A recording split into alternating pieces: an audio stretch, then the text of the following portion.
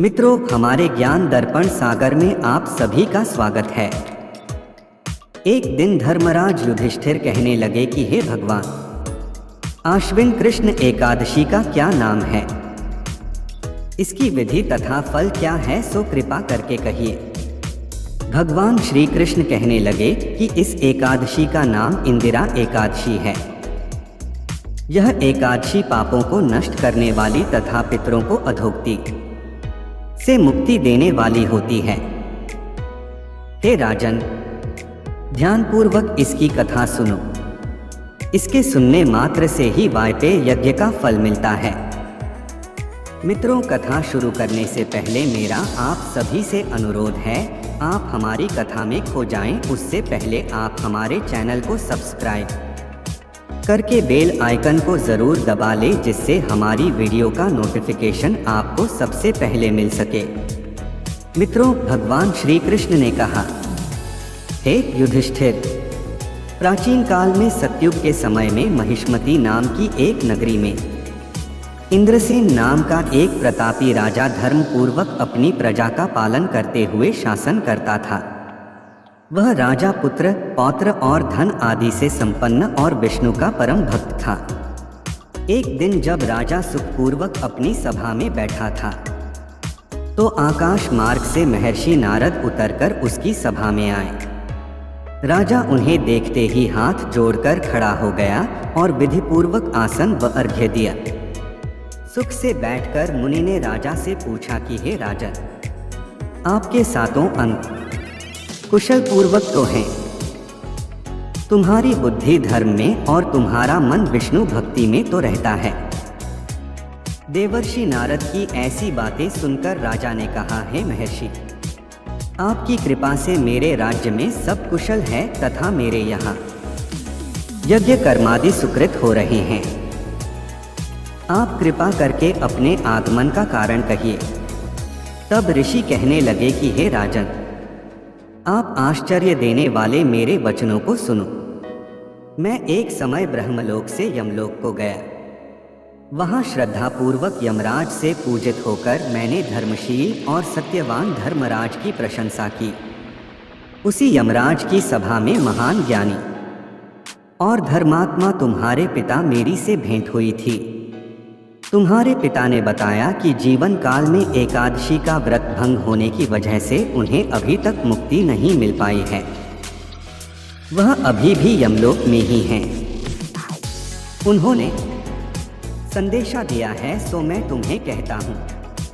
उन्होंने कहा कि पूर्व जन्म में कोई विघ्न हो जाने के कारण मैं यमराज के निकट रह रहा हूँ। तुम मेरे पुत्र और संतान से कहिएगा कि यदि वो आश्विन कृष्ण पक्ष की एकादशी का व्रत रखें तो उसके भाग से मुझे मुक्ति मिल जाएगी।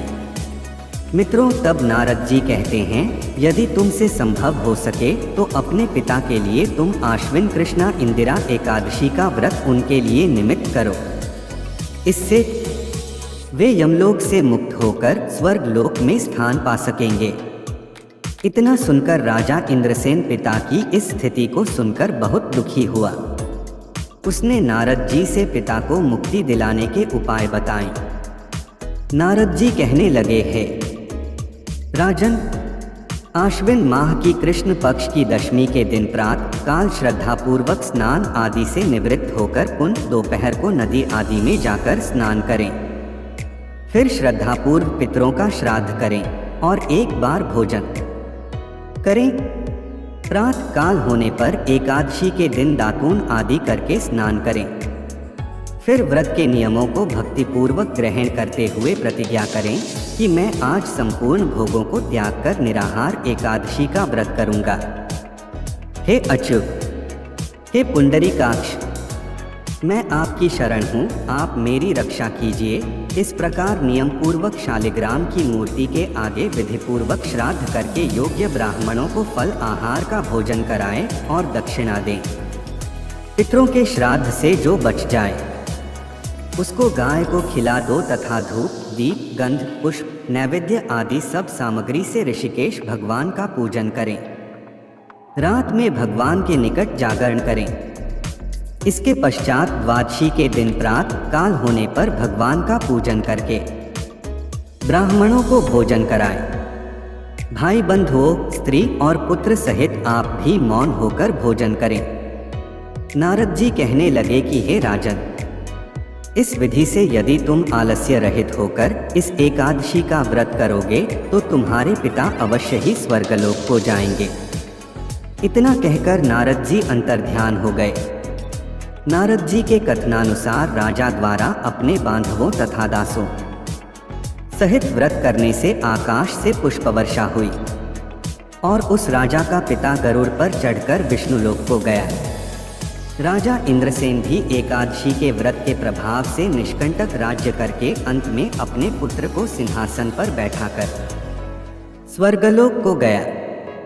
हे युधिष्ठिर, यह इंदिरा एकादशी के व्रत का महात्म्य मैंने तुमसे कहा।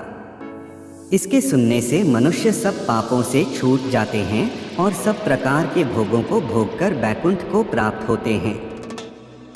मित्रों, आपको यह कहानी पसंद आई हो तो मित्रों चैनल को अभी सब्सक्राइब कर लें और भगवान शिव और पार्वती के लिए एक लाइक जरूर कर दें।